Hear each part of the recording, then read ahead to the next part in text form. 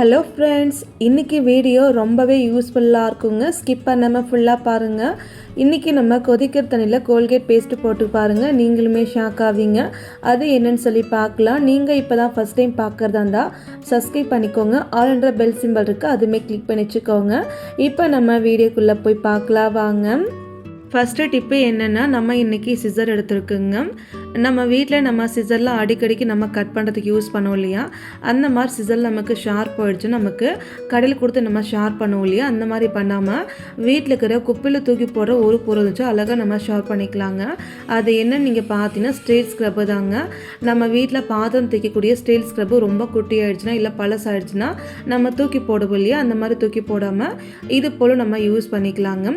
First அடியில் ஒரு பேப்பரை நம்ம போட்டுக்கலாங்க. அதுக்கப்புறம் நம்ம ஸ்டீல் ஸ்க்ரப் எடுத்துகிட்டு சிசர் எடுத்துகிட்டு சின்ன சின்ன பீஸை நம்ம கட் பண்ணிக்க போகிறோங்க. நம்ம கட் பண்ணும்போது நீங்களே பாருங்கள், நமக்கு சுத்தமாக இந்த சிசர் கட் பண்ணவே நமக்கு வரலைங்க. கிட்டத்தட்ட ஒரு 15-20 டைம் கிட்ட நல்லா நீங்கள் கட் பண்ணிக்கோங்க. நான் பாருங்கள், ஒரு 20 டைம் கிட்ட நல்லா நான் கட் பண்ணி காமிக்கிறேன். பாருங்கள், நான் கரெக்டாக பார்த்தீங்கன்னா ஒரு 20 டைம் கிட்ட நல்லாவே நான் கட் பண்ணி எடுத்துக்கிட்டேங்க. இந்த மாதிரி நம்ம கட் பண்ணதுக்கப்புறம் அந்த பேப்பரை நம்ம சைடில் வச்சுக்கலாங்க. ஸ்க்ரப்புமே நம்ம சைடில் வச்சுக்கலாங்க. அந்த சிசரை நீங்கள் அந்த பேப்பரில் நல்லா நீங்கள் தொடச்சிருங்க.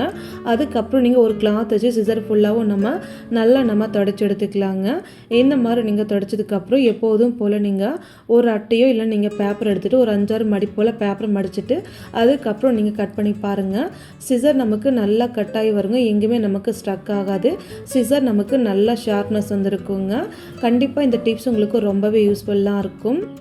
நெக்ஸ்ட் டிப்பு என்னன்னு சொல்லி பார்க்கலாம் வாங்க.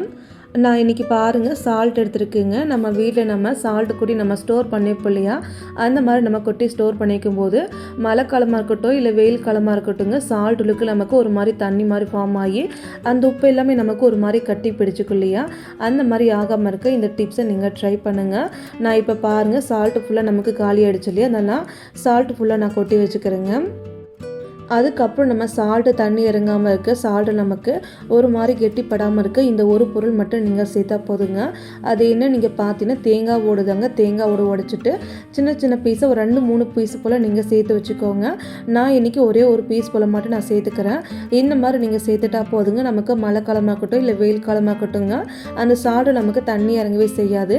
நம்ம எப்படி நம்ம சால்ட் வைக்கிறோமோ நமக்கு அப்படியே இருக்குங்க. கண்டிப்பாக இந்த டிப்ஸ் உங்களுக்கு ரொம்பவே யூஸ்ஃபுல்லாக இருக்குங்க. நெக்ஸ்ட்டு டிப்ஸு பார்க்கலாம். ஒரு கப் எடுத்துக்கிறேங்க. உங்கள் வீட்டில் இது போல் கப் எடுத்துக்கோங்க. இந்த மாதிரி கப் எடுத்து நல்லா வாஷ் பண்ணி ஒரு கிளாத் வச்சு நல்லா நம்ம ட்ரையாக தொடச்சி வச்சுக்கலாங்க. அதுக்கப்புறம் இந்த கப்பு உள்ளுக்குள்ளே நீங்கள் மைதா மாவு இல்லைனா கோதுமை மாவு நீங்கள் சேர்த்துக்கோங்க.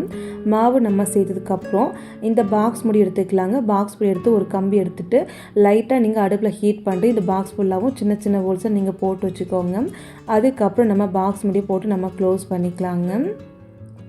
இந்த பாக்ஸ் இதுக்காகன்னு சொல்லி பார்க்கலாம். இதை நம்ம அப்படியே சைடில் வச்சுக்கலாங்க. அதுக்கப்புறம் நம்ம வீட்டில் நம்ம சப்பாத்திக்கு பூரிக்கெல்லாம் மாவு நம்ம பிசைஞ்சு வைப்போம் இல்லையா, அந்த மாவு நம்ம தேய்க்கும் போது இந்த டிப்பு உங்களுக்கு ரொம்பவே யூஸ்ஃபுல்லாக இருக்குங்க. இப்போ நான் பாருங்கள் மாவு எடுத்துக்கிட்டேன். எப்போவுமே நம்ம கையில் எடுத்து மாவு போடுவோம் இல்லையா, அந்த மாதிரி நீங்கள் மாவு எடுத்து போடாமல் இந்த மாதிரி நீங்கள் கப்பில் நீங்கள் போட்டு வச்சுக்கோங்க. நமக்கு மாவு தேவைப்படும் போது அழகாக நீங்கள் பாக்ஸை நீங்கள் ஷேக் பண்ணால் போதுங்க. அந்த மாவு ஃபுல்லாகவும் நமக்கு அழகாக வந்துடுங்க. இந்த மாதிரி நம்ம தேய்ச்சதுக்கப்புறம் நமக்கு நடுவில் மாவு நம்ம தேவைப்பட்டாலும் இந்த மாதிரி நீங்கள் ஷேக் பண்ணால் போதுங்க. அழகாக நம்ம தேய்ச்சி எடுத்துக்கலாம். நமக்கு மாவுமே வேஸ்ட் ஆகாமல் இருக்கும். கண்டிப்பாக இந்த டிப்ஸையும் நீங்கள் ட்ரை பண்ணி பாருங்கள். நெக்ஸ்ட்டு டிப்ஸு பார்க்கலாம். நான் இன்றைக்கி பார்த்தீங்கன்னா கேரட் எடுத்துருக்கேன். நம்ம வீட்டில் கேரட் வாங்கினா இது போல் நீங்கள் ஸ்டோர் பண்ணி வைங்க. ஃபஸ்ட்டு நம்ம கேரட்டு மேலே கம்பு கீழ் கம்பு ரெண்டுமே நம்ம கட் பண்ணி தண்ணிட்டு நல்லா வாஷ் பண்ணி ஒரு கிளாத் வச்சு நல்லா நம்ம ட்ரையாக தொடச்சி வச்சுக்கணுங்க. இப்போ நம்ம கேரட்டை எப்படி நம்ம ஸ்டோர் பண்ணுறதுன்னு சொல்லி பார்க்கலாம். ஒரு பாக்ஸ் நம்ம எடுத்துக்கலாங்க. பாக்ஸ் நம்ம எடுத்து வச்சதுக்கப்புறம் நீங்கள் பார்த்தீங்கன்னா நம்ம க்ளீன் பண்ணி வச்ச கேரட் ஃபுல்லாகவும் நம்ம இந்த பாக்ஸ் உள்ளுக்குள் நம்ம கொட்டிக்கலாங்க. அதுக்கப்புறம் நம்ம எண்ணெய் எடுத்துக்கலாங்க. நம்ம சமையலுக்கு யூஸ் பண்ணக்கூடிய எண்ணெய் ஒரு கொஞ்சம் போல் மட்டும் எடுத்துக்கலாங்க. இந்த பாக்ஸ் உள்ளுக்குள்ளே எல்லா கேரட்டு மேலே படுற மாதிரி நீங்கள் ஊற்றி விட்டுக்கோங்க. இந்த மாதிரி நம்ம எண்ணெய் ஊற்றுனதுக்கப்புறம் அந்த பாக்ஸ் எடுத்து லைட்டாக நீங்கள் ஷேக் பண்ணிக்கோங்க.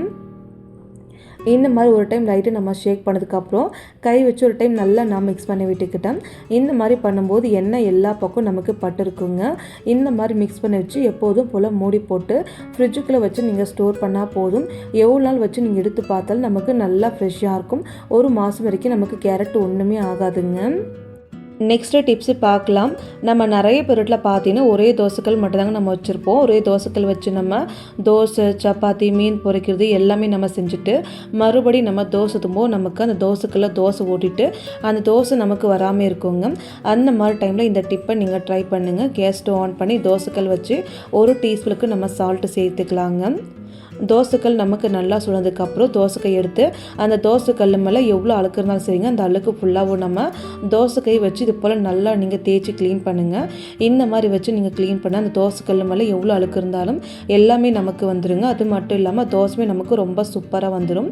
இப்போ நம்ம அந்த உப்பு ஃபுல்லாகவே நம்ம கீழே கொட்டி ஒரு டைம் தண்ணி மட்டும் ஊற்றி நல்லா நம்ம வாஷ் பண்ணி வச்சுருக்குங்க. கேஸ் ஸ்டவ் ஆன் பண்ணிக்கோங்க. தோசைக்கல் ஃபுல்லாக நமக்கு சூடாகட்டுங்க. அதுக்கப்புறம் பாதி வெங்காயம் எடுத்து எண்ணெய் தொட்டுனீங்க.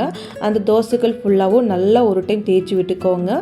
அதுக்கப்புறம் நமக்கு தோசைக்கல் நல்லா சுடுறதுக்கப்புறம் எப்போதும் போல் நீங்கள் தோசை நம்ம ஊற்றிக்கலாங்க. தோசை நம்ம ஊற்றுனதுக்கப்புறம் எப்போதும் போல் கொஞ்சமாக நம்ம எண்ணெய் ஊற்றிக்கலாங்க. தோசை நமக்கு முழுமையாக ஆறி வரட்டும், அது வரைக்கும் வெயிட் பண்ணுங்கள். தோசை நமக்கு வெந்ததுக்கப்புறம் தோசை கை வச்சு எடுத்தால் போதுங்க. அந்த தோசை நமக்கு இந்த தோசைக்கல்ல ஒட்டாமல் அழகாக நமக்கு வந்துடுங்க. உங்கள் வீட்டில் இது போல் தோசைக்கல் இல்லை, தோசைக்கல் ரொம்ப அழுக்காக இருக்குன்னா கண்டிப்பாக இந்த டிப்ஸை நீங்கள் ட்ரை பண்ணி பாருங்கள். ரொம்பவே யூஸ்ஃபுல்லாக இருக்கும். நெக்ஸ்ட்டு டிப்ஸு பார்க்கலாம் வாங்க. ஒரு பாத்திரம் எடுத்துக்கலாங்க. 2 சொம்பளுக்கு தண்ணி ஊற்றி கேஸ் ஸ்டவ் மேலே வச்சுக்கோங்க. தண்ணி நமக்கு நல்லா கொதிச்சுட்டுங்க. தண்ணி நமக்கு நல்லா கொதி வந்ததுக்கப்புறம் நம்ம பேஸ்ட் எடுத்துக்கலாங்க. நீங்கள் எந்த பிராண்டட் பேஸ்ட் யூஸ் பண்ணுறீங்களோ அதை நீங்கள் எடுத்துக்கலாங்க. நான் இன்றைக்கி கோல்கேட் பேஸ்ட் எடுத்துக்கிட்டேன். கரெக்டாக 1 டீஸ்பூனுக்கு மட்டும் கோல்கேட் பேஸ்ட்டு நீங்கள் அந்த தண்ணி உள்ளுக்குள் நம்ம சேர்த்துக்கலாங்க. அதுக்கப்புறம் தண்ணி நல்லா கொதிக்க அந்த பேஸ்ட் ஃபுல்லாகவும் நமக்கு நல்லா கரைஞ்சி வந்துருக்குங்க. பாருங்கள், நல்லா கரைஞ்சி வந்துருச்சுங்க. அதுக்கப்புறம் நம்ம சோப்பு எடுத்துக்கலாங்க. நான் இன்றைக்கி 10 ரூபா ரின் சோப்பு எடுத்துருக்குங்க. நீங்கள் எந்த சோப்பு யூஸ் பண்ணாலும் அதை நீங்கள் எடுத்துக்கலாங்க. சோப்பு நம்ம எடுத்ததுக்கப்புறம் கத்தி நம்ம எடுத்துகிட்டு இந்த சோப்பை நம்ம கொஞ்சமாக நம்ம ஒரு பாதி அளவுக்கு நம்ம துருவி நம்ம போட்டுக்கலாங்க. அவ்வளோதான் பாருங்கள், பாதி அளவுக்கு நம்ம சோப்பை நம்ம துருவி நம்ம சேர்த்தாச்சு. மிச்சம் பாதி சோப்பை நீங்கள் ஸ்டோர் பண்ணி வச்சுக்கோங்க. அதுக்கப்புறம் ஒரு டைம் நல்லா நம்ம கலக்கி விட்டுக்கலாங்க. இந்த சோப்பு ஃபுல்லாகவும் நமக்கு நல்லா கரைஞ்சி வரட்டுங்க. இப்போ நமக்கு சோப்பு ஃபுல்லாக நல்லா கரைஞ்சி வந்துச்சுங்க. அதுக்கப்புறம் நம்ம இட்லிக்கு போடக்கூடிய சோடா 1 டீஸ்பூனுக்கு எடுத்துகிட்டு கொஞ்சமாக நீங்கள் சேர்த்துக்கோங்க. ஃபுல்லாக நீங்கள் சேர்த்திங்கன்னா ஃபுல்லாக நமக்கு பொங்கி வந்து கீழே ஊற்றிக்குங்க. அதனால் கொஞ்சமாக நீங்கள் சேர்த்துட்டு ஒரு டைம் நல்லா நம்ம கலக்கிட்டு கேஸ் ஸ்டவ் நம்ம ஆஃப் பண்ணிக்கலாங்க. இந்த லிக்விட் ஃபுல்லாக நமக்கு ஆறி வரட்டுங்க. அது வரைக்கும் வெயிட் பண்ணலாம். பாருங்கள், இந்த லிக்விட் ஃபுல்லாகவும் நமக்கு நல்லா ஆறி வந்திருக்குங்க. ஃபுல்லாக ஆறுனதுக்கப்புறம் ஒரு வாட்டர் பாட்டிலில் ஊற்றி நீங்கள் மூடி போட்டு ஸ்டோர் பண்ணிக்கலாம். இதை நம்ம நிறைய விஷயத்துக்காக யூஸ் பண்ணிக்கலாங்க. என்ன நீங்கள் பார்த்தீங்கன்னா இதை நீங்கள் துணி துவைக்கும் போது துணி உரைக்கும் இந்த லிக்விட் நீங்கள் யூஸ் பண்ணிக்கலாங்க. அப்போல்லாம் நீங்கள் பாத்திரம் தேய்க்க நம்ம யூஸ் பண்ணிக்கலாங்க. நான் இன்றைக்கி பாத்திரம் தேய்க்க யூஸ் பண்ணிக்க போகிறேங்க. நான் முன்னாடி இது போல் ரெடி பண்ணி யூஸ் பண்ணி பார்த்தேன். ரொம்பவே நல்லா இருந்துச்சுங்க. அதனால் மறுபடியும் நான் செஞ்சுங்க. இப்போ நம்ம ரெடி பண்ண லிக்விடை ஒரு கப்பில் கொஞ்சம் போல் மட்டும் ஊற்றிக்கோங்க. இந்த லிக்விட் நமக்கு நல்லா திக்காக இருக்குங்க. அதில் கொஞ்சம் போல் தண்ணி நம்ம சேர்த்துக்கலாங்க. அதுக்கப்புறம் நம்ம எப்போதும் போல் பாத்திரம் தேய்க்கக்கூடிய நாரோ இல்லை ஸ்க்ரப்போ இல்லை ஸ்பாஞ்சோ எடுத்துகிட்டு நல்லா தண்ணியில் நனைச்சிட்டு அதுக்கப்புறம் நம்ம ரெடி பண்ண அந்த லிக்விடில் நல்லா நனைச்சிக்கோங்க. இது போல் நல்லா நனைச்சிட்டு பாருங்கள், நமக்கு நல்லா நுர வந்திருக்குங்க. இந்த மாதிரி நல்லா நமக்கு நுறந்ததுக்கப்புறம் இதை நம்ம சைடில் வச்சுக்கலாங்க. அதுக்கப்புறம் நம்ம கரைச்ச லிக்விட் வச்சு நான் பாத்திரம் க்ளீன் பண்ணி காமிக்கிறேன். நீங்களே பாருங்கள் எந்த அளவுக்கு சூப்பராக க்ளீன் ஆகுதுன்னுட்டு. இப்போ நம்ம எப்போதும் போல் பாத்திரம் நம்ம தேய்ச்சிக்கலாங்க. பாத்திரம் நீங்கள் தேய்க்கும் போது பாருங்கள் நமக்கு எந்த அளவுக்கு நுர வருதுன்னு சொல்லி நல்லா நுர வருங்க. அது மட்டும் இல்லாமல் பாத்திரம் மேலே அழுக்கு கரை எண்ணெய் பிசுக்கு இருந்தாலும் நமக்கு எல்லா விதமான கரையும் நமக்கு போயிடுங்க. இப்போ நான் பாத்திரம் ஃபுல்லாகவே நல்லா நான் தேய்ச்சி க்ளீன் பண்ணிக்கிட்டேன். அதுக்கப்புறம் நம்ம எப்போதும் போல் தண்ணி ஊற்றி நல்லா நம்ம வாஷ் பண்ணிக்கலாங்க. தண்ணி ஊற்றி வாஷ் பண்ணுற நீங்களே பாருங்கள் எந்த அளவுக்கு அந்த பாத்திரம் நல்லா பிரைட்டாக இருக்குன்னு சொல்லி அவ்வளோ பளிச்சுன்னு அவ்வளோ க்ளீனாக இருக்குங்க. இந்த லிக்விட் இருந்தால் போதுங்க, சூப்பராக நம்ம பாத்திரம் எல்லாமே நம்ம க்ளீன் பண்ணிக்கலாம். நம்ம சோப்பு போட்டு அந்த கோல்கேட் பேஸ்ட்டு போட்டு நம்ம பாத்திரம் க்ளீன் பண்ணதுனால ஒரு மாதிரி வளன்னு இருக்குன்னு நினைப்பீங்க, இல்லைனா கோல்கேட் பேஸ்ட் வாசனை வரும்னு நினைப்பீங்க. அந்த மாதிரிலாம் எதுவுமே இருக்காதுங்க. ரொம்ப சூப்பராக நமக்கு பாத்திரம் க்ளீன் பண்ணி எடுத்துக்கலாங்க.